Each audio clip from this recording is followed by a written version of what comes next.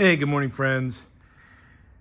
There's a huge amount of maintenance that is required in the media blasting arena. All this equipment here takes a lot of maintenance to keep up, keep it in tip-top condition, to operate efficiently and effectively, so I can clean and media blast all sorts of stuff like this.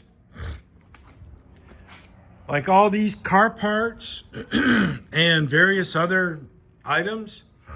All this stuff in here needs to be maintained or needs to be cleaned, but in order to clean it, I have to maintain it.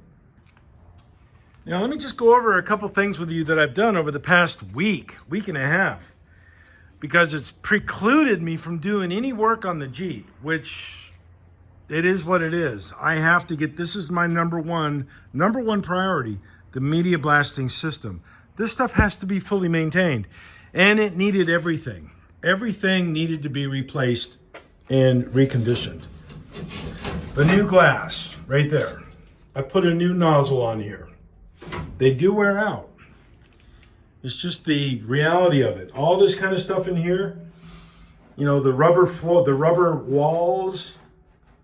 I put this thing up here, this other rubber piece, to protect that area up there that is a little bit holy, because I added this large container up on top to allow me to do larger items, large fenders, etc., until I get the blasting room fully stood up and 100% operational. So I'm able to do things like that, but I had some leaks, some media would pop out, you know, things I've been always pushing and wanting to get done. You know, I had to seal up that right there, that little seam right there with caulk, because when I built this addition on top, I thought, well, I'm going to be shooting media this way, so it won't necessarily come back. I was incorrect about that. So I had to caulk that up. This door was worn out. The handle was, or the bolt was ogging its way through the steel door. So I had to recondition that, weld in some washers, weld the hole up, and then re-drill it. Put new foam sealant around the door to help keep it sealed. The reclaim line, this is all new. And my goodness, the prices of PVC pipe have gone through the roof.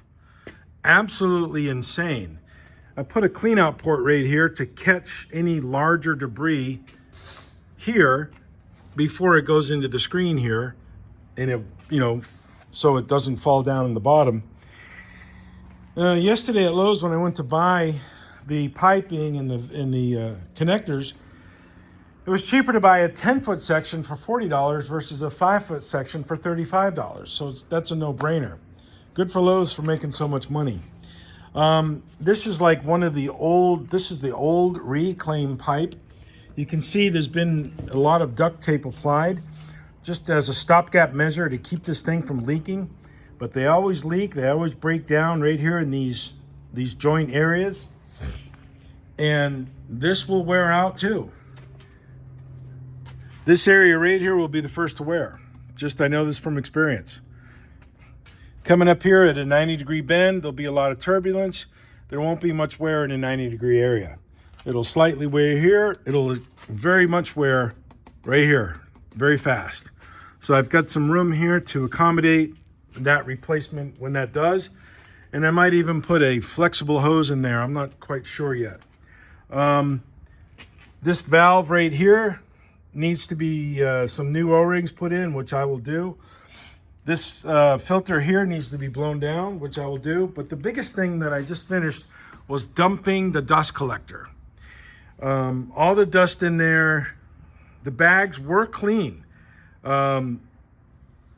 They did not need to be taken out, removed, and washed, which was a huge thing. I mean, that's a huge deal for me not having to do that. So there's the maintenance requirements that I've just done over the past week and a half, 2 weeks on this, all this equipment, getting it back up to par, 100%, so I can do this kind of stuff, get the Jeep done, get the Jeep out of here, and then pursue other aspects of life. So there it is, folks. Be good, be happy. Nice to visit with you today. Be good. Bye-bye.